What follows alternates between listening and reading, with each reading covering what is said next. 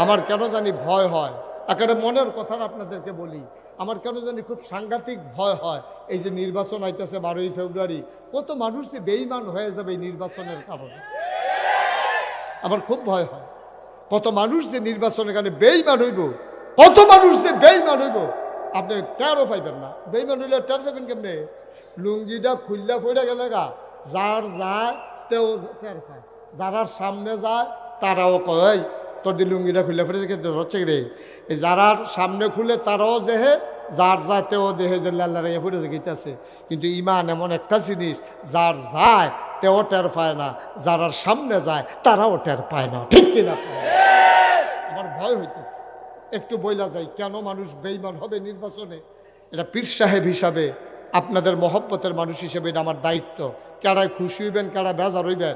৩৬ বছর ওয়াজের জীবনে একদিন ওই চিন্তা করছি না, আরোহণ হুদ্দুদি চিন্তা করে লাভ হইত না। আপনি বেজার হবেন না খুশি হবেন, আমার কিছু আসে যায় না। বাস্তব কথা হলো এই নির্বাচন আমাদেরকে বেঈমান বানাই ফেলবে কিভাবে? যে আইয়া টেহা দেয় তারতে আমরা দেশের তারা টেহা খায়, ঠিক কিরকম? টেহা কাকর না খাও, সাদও খায়। যারে ভোট দিত না, এবারে যা নেতারে ভোট দিত না, হেতার তো চা খায়। তো আবার দোকানদারি জিগায়, ও তুমি এবারে চা খাইছো কিন্তু সারাদিন বই বই এবারে ফো দাও, এবারে সাহায্য যদি তুমি খাইয়া লইছো খাইতে থাক। ভোট তো সকল বলো নিরাল জায়গা খিচ্ছালাম একখানো। তো তুমি যদি একখানো ভোট খিচ্ছালাও, অন্য খানতে চা খাইলা কেন না দান? তুমি কি হগিন্নির ভূত? তুমি এক কাপ চায়ের কার লাগিয়া তুমি জানো তুমি ভোট দিতা না, জানো তুমি এবার পক্ষে তুমি না, এবারে তো ভোটটা ফাউনের আশায় তোমার চাটা খাওয়াইছে, তাহলে তুমি যেহেতু ভোট দিতা না, তুমি তো কায়দা করেও বাচ্চা যেতে পারো, ভাই এই সামান্য একটু আগে চা খাইছি, আমি হন ভাই চা খাইতাম না, তো ঘন ঘন চা আমার সমস্যা গ্যাস্ট্রিক, আমি চা খাইতাম না। আপনি দোয়া করি আপনার লেগিয়া কপালও থাকলে ভাস করবেন, আপনি একটা সুন্দর করে বুঝ দিয়া দেন। আপনি নাদানের মতো যে হাতে তার থেকে খাওয়ান শুরু করছেন, একটা চা একটা বিষয় রে, ফার্স্টিকা চা আর নির্বাচনের চা আমি হিসাব করে দাঁড়তে হওয়া পড়ে না। এটি কম দামি ফাতা, ফাতা কোহানের জানুনি লাশ মইরা গেলে গা, যার মানুষ মারা গেলে যেন না ফসে এইটার লেগে চা ফাতা দিয়া গুইরা রাখে, হেই ফাতা কম দামে বেচা হয়, নির্বাচনের চা ফাতা হেই চা ফাতা খাইতে থাও চা, লাশের গন্ধ পাইবা চায়ের ভিতরে। যে এত নাদান করে আমরা, আরে মানে একটা চা কি চা একটা ব্যাপার নেই। আপনাকে হগিন্ডির ভূতায় আমরা চা খাই না 12 মাস, খাইনি রে। নির্বাচনের সময় খাওয়ান লাগতো করে, কে রে খাওয়ান লাগতো? কইতেন ফারেন না ঘোষণা দিয়া, ভাই আমরা সমাজটা উন্নয়নে কাজ করে নো, চা খাওয়ান লাগতো না, চা খাওয়ান লাগতো, টাকা খরচ করুন লাগতো না। ভোট সকলবেলা আমরা দেম, নিয়ত করে দেম, আমরা সমাজটারে কিন্তু আগাই দিয়ে, আমরা তো 54 বছর আগাইতাম পারলাম না, টেহা টুয়া খরচ করুন লাগতো না। আপনি এই আমরা আগাই দিলে সারবো। রাস্তাঘাটের ফেল কুদুর চাইয়েন, স্কুলটা কবে দোতলা হয়েছে এখনো 4 তলা হয় না, এটা কুদুর খেয়াল করেন। আমরা রাস্তাটা সুন্দর করে কইরা দিয়েন। আমরা মসজিদের এটা করতাম পারি না, প্রাইমারি স্কুলটা আমরা হয় না, আমরা এলাকা দিয়ে একটা স্কুল লাগে। আমরা দুস্থ মাথা অনেক বেরিয়েছে, জামাই নাই ও চিকিৎসা হয় না, কত বেরিয়ে শীতের ভিতরে একটা কম্বল পায় না, এইটি আপনি কুদুর খেয়াল রেখেন। আমরা টেহা দেওয়ান লাগতো না, এই কথাটি দিয়ে আব্বু মুহে দিয়াইয়া না, এই কথাটা দিয়ে মুহে দিয়াইয়া না। নাদান হয়ে গেছো, নাদান। এর লেগে কইস্তাম ইমান লইয়া কবরে যাইতে পারবা কিনা সন্দেহ আছে, ঠিক কিনা? সন্দেহ আছে, এত সুজা না ইমান, এত সুজা না ইমান। নবীজিরে কাফেরারা প্রস্তাব দিছিল নি রে? আর আমরা তো প্রস্তাবও লাগে না। কত মানুষ যে এই নির্বাচনে বাপ বদলাইব, কত বেরিয়েছে জামাই বদলাইব এই নির্বাচনে। জিব্বাত কামড়তেন কীর্তেন কইলে তো বুঝা লাগবে না। হাতে ফয়লা বুট দিতে গেছে, ঠিক ঠিক ফরের বুট ফাপ্পার কষ দিয়া ঘষিয়া এই লাল কালাকালিটা তুললিয়া তে ফরের বুট দিতে গেছে, তে বুট দিতে গেছে। হন এর আগে তার আসল আব্বার নাম হইল মুখলেসুর রহমান, অহন দিছে কুদ্দুসুর আব্দুল কুদ্দুসের বুট দিতে গেছে। গিয়া সেরে তার জিজ্ঞেস তোমার আব্বার নাম কি? আসলে তার আব্বার নাম কি? আমার কথা করা, তার আব্বার নাম কি? তা মুখলেসুর রহমান। কিন্তু জাল বুট দিতে গেছে, যে কুদ্দুসের ফুতের বুট দিতে গেছে, গেছে পরে জিজ্ঞেসে তোমার আব্বার নাম কি? আব্দুল কুদ্দুস। আমি যদি হন ফজলু হাজির এই আব্বা লই একটা গালি দেই, বলে ফজলু ভাই আপনি কি ভালো মানুষ? আরে ভালোই বের করতে, আপনি আব্বা কি ভালা? এবার শহীদে ফানি ইয়া করবো যে হুজুর এই বাফ লইয়া কথা কই না, কলজাত লাগে, আপনারা মহব্বত করি, তা আমারও তো কলজাত লাগে। বাফ লইয়া গালি দিলে কি আমার ভাল লাগেনি? আমারও তো খারাপ লাগে, কথা তো সত্য। তো এলে আমি বাফ লইয়া গালি দিলে, বাফের লইয়া খোটা দিলে তোমার কলজাত গিয়া লাগে। আর তুমি যে এই মুখলেসের ফুতে কুদ্দুসের ফুট কইলে নিজে ইচ্ছা করিয়া 9 জন সাক্ষী, 5 জন এজেন্ট, 2 জন পুলিং অফিসার, 2 জন আনসার, এই গেইতে দরজাত খেয়ে রয়েছে। তুমি 9 জনের সাক্ষী রেখা কইছো আব্বার নাম আব্দুল কুদ্দুস, আসলে তোমার আব্বার নাম মুখলেসুর রহমান। এবার তোমার বিবেকরে জিজ্ঞাসা করো তোমার আসল বাপটা কেডা? ঠিক কিনা কও? তুমি মুখলেসুর রহমানের ফুতইয়া আরেক বেটারে মন্ত্রী বানানোর লেগিয়া, আরেক বেটারে এমপি বানানোর লেগিয়া তুমি কইলা যে আমার বাহের নাম আব্দুল কুদ্দুস। তুমি নিজের বাপ নিজে বদলাইলা 9 জন সাক্ষী রেখা। আব্বা কুদ্দুর বিবেকটা মাহফিলতে তো বাইর যাইবে না, যা গিয়ে হইতে হইতে চিন্তা করে হুজুরে যে কথাটা কইলো, কথাটা কি তার কুদ্দুর চিন্তা করে না। অন্ধের মতো হেউ হেউ করেন না, গেউ গেউ করেন না, একটু চিন্তা করেন বিবেকটা খাড়াইয়া। মন্ত্রী হইলে আরেকবার হইব, এমপি হইলে আরেকবার হইব, আমি কেন বাপ বদলাইতাম? ঠিক কিনা কও? সুন্দরমের মহিলারা ওদের কইতেছে আজ ধরছে আমরা বেড়াইতে বেড়িয়ে বেলা এ বেড়ি জামাই বদলাই যাইছে না বুদ্ধি তো গিয়া বেড়িয়ে কি বালা ইয়াসিনের বউ আমিনের বউ কইয়া বুদ্ধি হয়েছে না জালবুট। ইয়াসিনের বউ জাল বুট দিতে গেছে আমিনের বউয়েরটা, আমিনের বউয়ের বুট দিতে গেছে, ওর এবিডির জিগেছে স্বামীর নাম কি? আমিনুল ইসলাম। আসলে এবিডির স্বামীর নাম কি?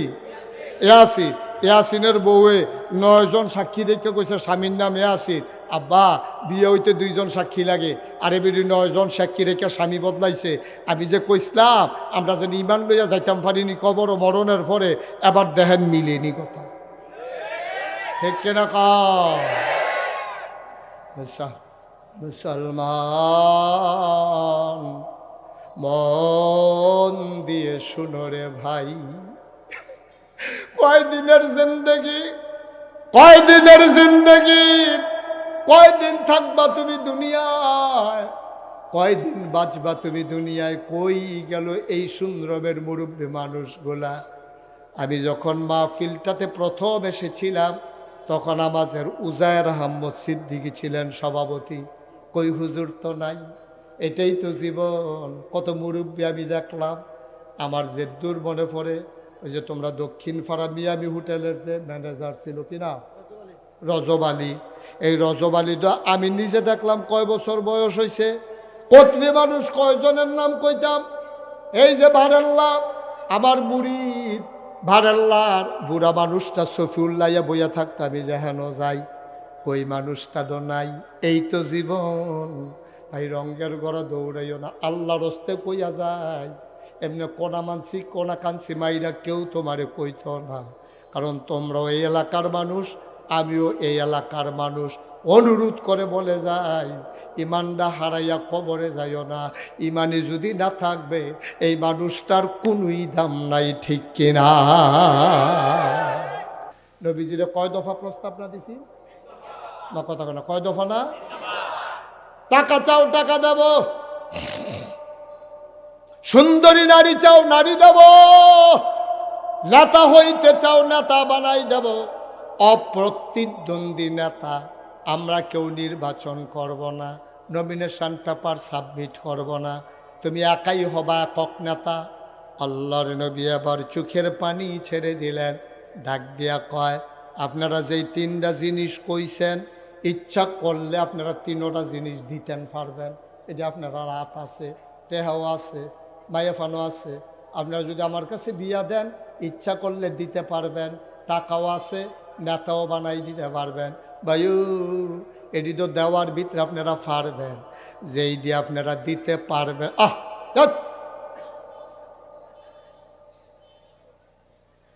যেইগুলো আপনারা দিতে পারবেন না, আবু জাহেল, আবুল আহাব, উতবা, সাইবা, মুগীরা, ওরা ডাক দেওয়া আমরা দিতে পারি না এমন কোনো জিনিস আছে নাকি? কি চাও তুমি?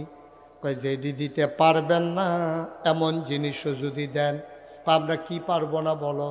আবার নবী ডাক দেয়া কয় শুনেন, আমার ডান হাতে যদি সূর্য দেন, আমার বাম হাতে যদি চন্দ্র দেন, সুবহানাল্লাহ, আমরা কোন নবীর উম্মত? আমরা বেড়াই চিনছ না? নবীর নমুনা হুনো, সেই নবীর উম্মত আমরা রে। নবী তো আসিল বেড়া যাইতে, আমরা নইছি হিয়ালের চাও সব। ঠিক কিনা কও? নবীটার নমুনা কি তা দেখো না কি কয়? টাকা দূরের কথা, নেতা বানাই দেবেন দূরের কথা, সুন্দরী নারী দেবেন দূরের কথা। খোদার কসম দিয়ে বলি, যদি আমার ডান হাতে সূর্য দাও, বাম হাতে যদি চন্দ্র দাও, জানি এটা তোমাদের ক্ষমতা নাই, তোমরা পারবা না। যদিও বা দিতে পারো, ডান হাতে সূর্য দেওয়া যাবে, বাম হাতে চন্দ্র দেওয়া যাবে। খোদার কসম, আমি নবীকে এক আল্লাহর পথ থেকে চুল পরিমাণ সরানো যাবে না, যাবে না, যাবে না। ঠিক কিনা? এটার নাম ইমান, এটার নাম ইমান। লোভ আসবে, লালস আসবে, হুমকি আসবে, ধমকি আসবে, চাকরি চলে যাবে, ইমামতি চলে যাবে, সমাজের মানুষ টিটকারি মারবে, মস্কারা করবে। সমস্যা কি তাতে? এরা নবীর মতো মানুষরা ছাড়ছে না। নবীর আফন ফাঁসিয়ে রাস্তার মধ্যে কাঁড়া বিছাই রাখতো। নবীর মতো মানুষে খুব খেয়াল করো, নবীর জন্ম হইল মক্কায়, শৈশব মক্কায়, কৈশোর মক্কায়, তারুণ্য মক্কায়, যৌবন মক্কায়, বিয়া করছে মক্কায়, নিজের বাড়ি মক্কায়, শ্বশুর বাড়ি মক্কায়, আত্মীয় স্বজন মক্কায়, বংশধর মক্কায়, জ্ঞাতি গোষ্ঠী মক্কায়, ব্যবসা করছে মক্কায়, লেনদেন করছে মক্কায়, মেয়ে বিয়ে দিছে মক্কায়, সব মক্কায়। নিজের বিডা বাড়ি সব থাকার পরেও নবী থাকতে পারলেন না মক্কায়, নবী চলে যাওয়া লাগলো মদিনায়। ঠিক কিনা কও? নবীর মতো মানছে, নবীর মতো মানছে, খালি ইসলামটার কারণে মক্কায় থাকতে পারলো না। কই নাগাইশের কেউ তো সুন্দরমাউন লাগছে না, সুন্দরমের কেউ তো নাগাইশ যাওয়ান লাগছে না। তইলে আমরা এরকম হইল নাকি রে? নবী কি এত খারাপ মানুষ আছি যে মক্কার বাইশের লোকে মিল্লা জিল্লা শর্ত পারছে না, এর লেগে আবার আর হগলে মিল্লা বার করে দিয়েছে সমাজতে? বিষয়টা কি এরকম? একটাই সমস্যা ছিল, তারা কয় 360 দেবদেবী, নবীজি কয় এক আল্লাহ। কোনো আপোষ হয় নাই, সুতরাং সমাজে টিকতে পারেন নাই, নবী চলে গেছেন মদিনায়। সুতরাং আমরা যখন, আমি মুশতাক ফয়েজি যখন ইমানের কথা বলবো, আমি মুশতাক ফয়েজি যখন আপোষে যাব না, তখন আমিও জানি মামলা হবে, টিটকারি হবে, মস্কারা হবে, মানুষের সাইস্টলে বইয়া বইয়া কইব এবারে একটা হুজুর হইছিল, আর বাংলাদেশে হুজুর আছিল না রে। আমি যদি বুঝা হইনে ঠান্ডা মাথায় আমি বুঝা লাইছি, আমাকে বলতেই হবে, নাহলে কিয়ামতের ময়দানও আল্লাহ আমারে ডাক দিয়া কইবে আকর জিব্বাকুল। আমি তো মনে করলাম হুমি ওষুধ খাওয়ানোর লিখে বোধ কইছে জিব্বা বার করতাম। হুমা জিব্বা বার করলে টানতে ধরে নিত না, লোয়ার কেসি দিয়া ঘচ্চর করে ফুস দিয়া এই জিব্বা লাইব কাটটা কবিলে তোমার এই যে কথা হুনতো দিছিল, এই যে আসার নামাজের পরে এই লোকটি যে মাঠটা বইরা গেল গা, কর্তৃ লোক যে দাঁড়াই রইল, কার উফরে কারা পরে কি একটা কারবার যাইতে আছে, এর ভিতরে দিয়ে তুমি যে রসাইয়া কষাইয়া কথাটি কইয়া পড়লা, একটা উচিত কথা যে কইলা না, জিব্বাটা বার করো। আমার জিব্বাটারে ফুস দিয়া লোয়ার কেসি দিয়া কাটতে 1 সেকেন্ড দেরিও করবে না। সুতরাং তোমার টেনশনে তুমি আমারে ভালা কইবা, এই চিন্তা আমার কথা বলার সময় নাই। আমার জিব্বা বাঁচানোর জন্য আমাকে উচিত কথা বলতেই হবে। ঠিক কিনা? আমাকে বলতেই হবে। এত রাগ হন, আপনি বেজার হন। থাম কয় বছর? 54 বছর বয়স দইয়েই গেছে গা। আমার আব্বা যে মারা গেছে 54 বছর বয়স হইয়া মারা যায় না, এর আগেই মারা গেছে। আমার আব্বা মাওলানা ফয়েজ আহমদ 54 বছর বয়সের আগে মারা গেছে। আমি তো 54 বছর বাচ্চা লাইছি, তো আব্বার তো বেশি পাইলেছি। আর বাঁচলে আর কয় বছর বাঁচা? আব্বা শুধু আমি বিল্লা কথা না, ওকে অনুরোধ করে কইয়া যায়, সুন্দরমের মানুষের সাথে আমার হৃদয়ের সম্পর্ক। আপনি রিক্সা চালান, হ্যাঁ উচিত কথা কর। আপনি দোকানদারি করেন, হ্যাঁ ন্যায়পরায়ণ থাকেন। আপনি কৃষিকাজ করেন, এই জায়গাটার ভিতরে তো ইনসাফ করিয়া কস কাটতে কাটতে আরেকবার আর খেতের লাইলো। আল্লাহর হস্তে যাইয়েন না, বসেন, আল্লাহর হস্তে যাইয়েন না।